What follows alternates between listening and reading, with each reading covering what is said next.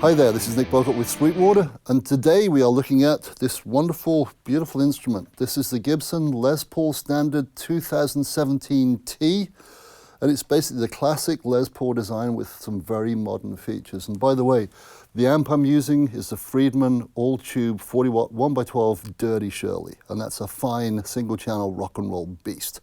Anyway, let's talk about the guitar. There are 4 finishes available in this model, and by the way, this is available right-handed, folks. It's not just a lefty exclusive. There are right-handed ones available, so if you're a righty, don't tune out. This is for you too.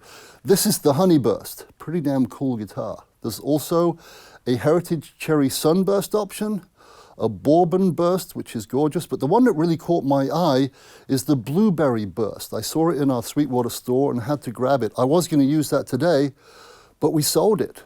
And then the other one in stores we sold as well. So if you haven't seen this guitar, check it out. They're all beautiful, but the Blueberry Burst really caught my eye. Normally, to be honest, I only have 2 types of color of guitar, black and none more black. I don't have anything blue apart from something on a Union Jack, but this Blueberry Burst was so attractive, I picked it up and it sounded great too. Anyway, let's talk about features. By the way, this does not have the auto-tune that's on some Gibson guitars. That's the 2017 HP for high performance. This is the T, and I personally think T stands for traditional tuning. Good old-fashioned analog, i.e. using the hand tuning, and a tuner, of course, unless you've got perfect pitch, and I do not. So, all I do is I grab one of these fine Grover locking kidney tuners, watch my tuner, and I'm rocking. Anyway, let's talk about the body and the neck. This eye-catching axe, the top is a 2-piece, AAA, not AA, but AAA. Nothing to do with having a car picked up, by the way. Flame maple top, and it's gorgeous. The body itself is 2 pieces of mahogany, and it's got the ultra-modern weight relief.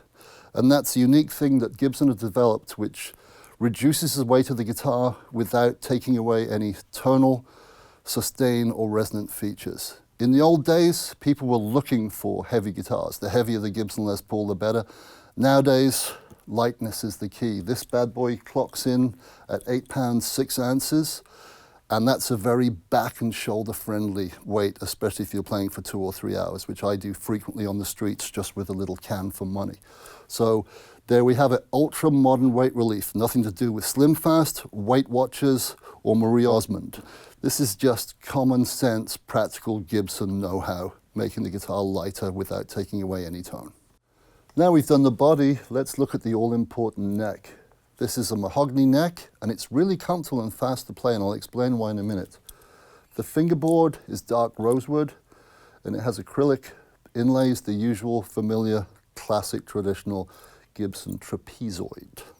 This inlay, by the way, is mother of pearl, where it says Gibson. This is MOP.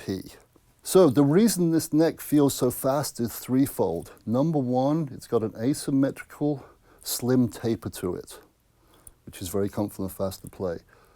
Number two, the frets have been plecked. Now, if you don't know what a pleck machine is, it could be something off X-Men or some Star Wars thing. It's a very futuristic machine. And of the many things it can do, it can make the frets completely and utterly flat and even, making it really, really playable. I don't think it makes cappuccino or espresso, but it'll do pretty much everything else, including shape the fretboard, which brings me to our last point. The third reason this neck feels so fast is it features a pretty relatively modern feature, a compound radius fretboard. It starts off here at the nut with the regular Gibson traditional 10-inch radius, then as you go up, it gradually flattens to 16 inches radius up at the 22nd fret. So it's nice and round up here for chords, and flat and fast up here for very fast, fleet-fingered playing, wide bends that won't fret out. And this compound radiusing, we were told by our friends at Gibson, not only does it go from 10 to 16, it's also done by a Plek machine, so it's incredibly accurate, space age accurate to 0.000 something of an inch. Next up, let's talk about the all-important pickups, but first there are two things I should mention that I forgot to. Number one, both the neck and the upper body have wonderful cream binding on them. Looks cool. Makes the fret markers really easy to see as well, but most importantly, it looks really nice. And I can't go without mentioning the nut. This is a Tectoid nut, which is great for sustain, but it's also self-lubricant. No jokes there. It's self-lubricating, so it means you don't get any strings getting stuck up there. So bends are smooth and they go back to exactly where they should do. Now for the pickups, these all-important two pieces of electronics. These are Burstbucker Pros, and they both feature mismatched coils exactly like the fabled, much lusted after original PAFs. The result tonally, nice tight lows, very sweet musical highs, and complex but always musical mids. So these sound and feel great. Now, there's one other feature this guitar has, and that's a push-pull knob. Actually, it doesn't have one. See, it's got 4 knobs. Each one of these is a push-pull, and this adds further to the versatility and flexibility of this guitar. So it's quite a musical device in terms of diverse tones. Let me explain what each one of these does. This first one here, this is the volume for the bridge pickup. When I pull it, it converts it to single coil, a coil tap. This is the volume for the neck pickup, same exact deal. When I pull it up, coil tap, so single coil. So humbucker, single coil. So think about it, I can have hum, hum single, single hum, or single single. 4 possibilities just with these 2 controls, perfect. Next up, this one. This is the tone control for the bridge pickup. But when I pull it up, what it does is a true bypass. Now, on some guitars, what this does is just bypass the tone control because people feel that tone controls suck out some highs, which they do unless they've got a special device at the very end which takes them out of circuit. What this does, though, is it takes the bridge pickup completely out of circuit, so the bridge pickup goes straight to the output jack. This doesn't work anymore, this doesn't work anymore, this doesn't work anymore. Everything is null and void. When I pull this up, this is hot wired straight to there, and it's always on 11. The other thing true bypass does is by taking out the tone control and everything else, it gives the pickup more highs, but it also gives it more definition, more punch, if you will. It becomes slightly louder because there's nothing intrusive electronically in the circuit. Make sense? Now you're thinking, that's all well and good, but what do I do if I want to go from that to another sound? Well, as I've just said, everything is out of circuit. This is out of circuit, this, everything's out of circuit. So what I do is, say for example, I want to go from this pickup going straight to the output. I want to go to, say, the neck pickup on single coil with the tone all the way down. All I do is set that up like this, have this like that, and then when I want to switch to it, hey presto, press that down, I'm switched. Got me? When I want to go back to it, pick it up, or just go to something else. So it's pretty straightforward. So lastly, we come to push-pull pot number 4, the tone control of the neck pickup. When I pull this up, it puts the 2 pickups out of phase by 180 degrees. Now, in true out of phaseness, they'll cancel each other out, but because these are in different parts of the string vibration, they're effectively looking at different areas, so there's not a complete cancellation, which would mean silence, which in the case of my playing would probably be a blessing, because this would be the cut button. Shut up, Bowcott, you suck. But because these are in different places, it results in some weird phase cancellation of certain frequencies. So some people refer to it as hollow. It's a little less full in terms of output. To me, I like the term quack, and we'll listen to it in a minute. And probably the most famous out-of-phase Les Paul sound is from the legendary Peter Green of Fleetwood Mac. According to legend, he was a tinkerer, which meant he messed with his guitar. And he told people once that what he did is he changed one of the magnets around in this pickup. So the result was when you put both pickups together, and by the way, phase cancellation or out of phase will only work when you've got both pickups working, obviously. He put one of the magnets in backwards, so it was out of phase all the time. So the middle sound became known as the Peter Green sound.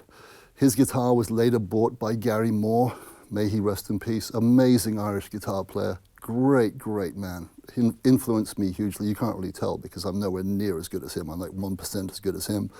But he got Peter's guitar, and there's a funny story about that where he took it to a tech. The tech went, oh, this is wrong, and fixed what wasn't needed to be fixed.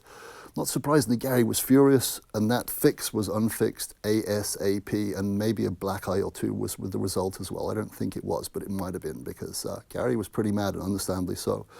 Just so you know, Peter Green's Les Paul, the 1959 Les Paul Standard, which had that tinkered switch in it, now belongs to someone else we've covered here, Kirk Hammett of Metallica. Anyway, enough of my blabbing. Let's hear some more tones from this wonderful instrument. Let's hear the true bypass. What I'm going to do is I'm going to play a simple riff with the bypass not engaged, then I'm going to engage bypass, which disengages everything. Makes sense? Engage to disengage. Kill switch, disengaged.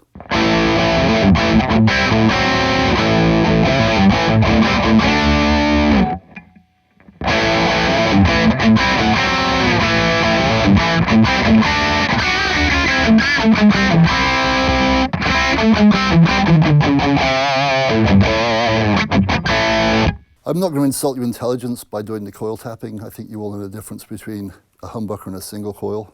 One's bigger, one's not quite so big, but equally cool. Let's go to the out of phase, shall we? So I'm going to play a riff in the middle position with the button pushed in, then I'm going to pull it out, and you will hear the wonderful quack I was talking about.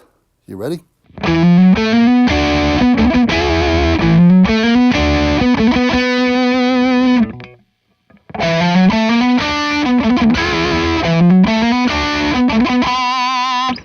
Right, you've heard me rock this thing. It's also great clean, so that's what we're going to do now. I'm going to go to the neck pickup and we're going to play a little bit clean. Now, to help mask my inadequacies, which I normally do via massive amounts of distortion and echo and reverb whenever possible, I've hired the help of a fine Wampler faux tape echo, which has a built-in modulation as well, and it's a really nice sounding pedal.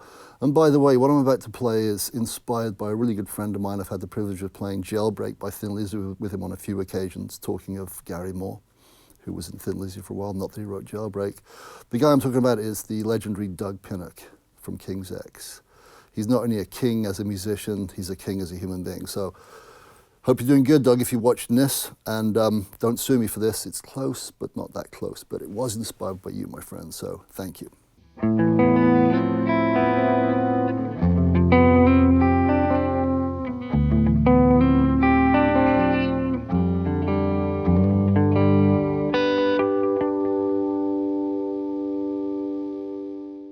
And there you have it, the Gibson Les Paul Standard 217T. It's a beautiful instrument. If you haven't seen the Blueberry Burst yet, even though blue is not necessarily your color, check it out. It might surprise you, because it certainly surprised me. For more information, go to sweetwater.com, or better still, call your sales engineer and he or she will be only too glad to talk you through the whole thing and let you know more about it. In the meantime, I'm going to play you out with a backing track. I'm going to use the rhythm pickup, the neck pickup, and halfway through I'll insert that wonderful quack tone by doing the phase inversion thing. So have a good one. See you soon. Bye.